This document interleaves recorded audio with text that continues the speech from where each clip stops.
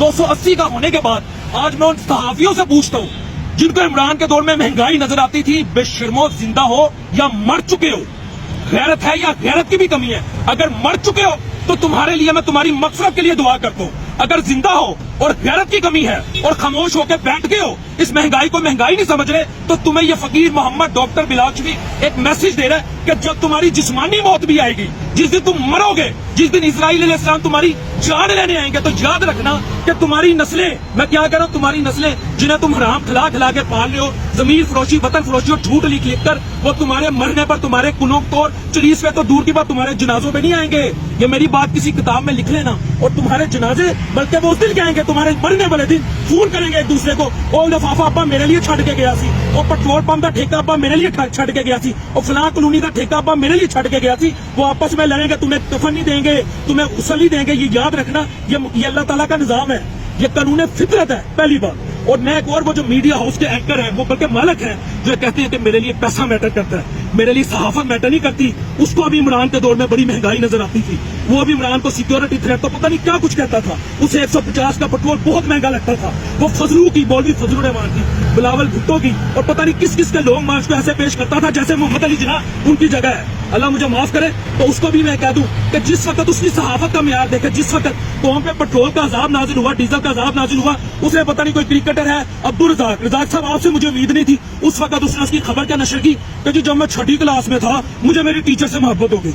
और यार ये डूब मरने का मुकाम है किसी कौम के लिए कि कौम महंगाई के हिसाब में मुब्तला है। वो कौम को क्या बता रहे हो, टीचर के मां प्यो वर्गे होंगे ने, रजाक साहब तुहानू भी पुट्ठी पै गई है, खुदा दे बंदे हो, इस कौम का अगे शोर मुक्या है, तुसीं कित्थे कौम नूं लैके जा रहे हो?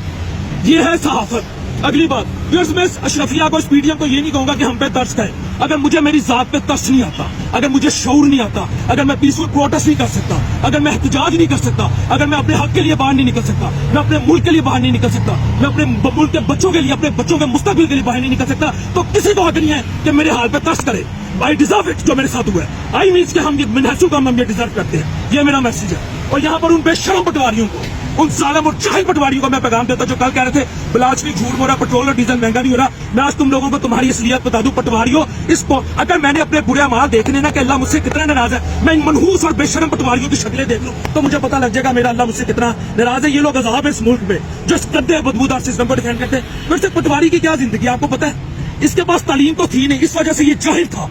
ठीक है, जिस वक्त इसने इन्हीं बेशर्मों के ये जिए भुट्टो ऐसे जियाने, तो ये नून लीग और फलां लीग और मौलवी फजलू जैसे ये मेंटेलिटी सब पटवारियों वाली है। इनके जलसों में जाके इन्होंने बिरयानियां खाई ना, और बिरयानियां खा के इन्हीं लोगों के साथ सेल्फियां ली, मियां शहबाज साहब, फलां साहब, एहसन इकबाल साहब के साथ ऐसे करके पटवारी खड़ा होता है। ये जाहिल अनपढ़, ये अजाब इसको ऊपर। जब इसने इनके साथ सेल्फियां ली और बिरयानी खा ली ना, तो आप यकीन करें इसके अंदर गैरत की, हुब्बुल वतनी की भी कमी हो गई। जहालत तो थी, स्कूल ये गया नहीं, इस तरह इसमें गैरत भी कमी हो गई। और जब इसमें गैरत की कमी हो गई तो इसका बाप और इसके बहन भाई जब इसे समझाते हैं ना, खुदा का खौफ खा, तू के राह रास्त पे आ जाए, ये ऐसे पढ़ता है जैसे जानवर पढ़ता है। मैं क्या करूं, उनको ऐसे पढ़ता है इस सिस्टम को दफा करने के लिए जैसे कोई जानवर पढ़ता है। लेकिन अगर इसे इसी नून लीग के, इसी पीपल्स पार्टी के, इसी पीडीएम का कोई एमपी एमएलए किसी बड़ी महफिल में कहो पिछड़, क्या मेरे पास आ रहे हो? यार मरियम साहब ने खातून के साथ क्या किया था, हो गया खातून की मेरे दिल से हमदर्दी है। ये पता क्या कहते हैं बाद में, वो यार मेरा भला चाहते हैं, उन्होंने मुझे डांटा तो नहीं, वो तो मुझे राह रास्त पे देखना चाहते हैं। प्यो डांटे तो प्यो नु इंज पैंदा जिस तरह जानवर पैंदा, वो जानवर का नाम नहीं लेना चाहता, तो लीडर डांटे और मियां साहब तुसी नाराज हो जाते। ये है हमारे मुल्क की हालत, ये हम डिजर्व कर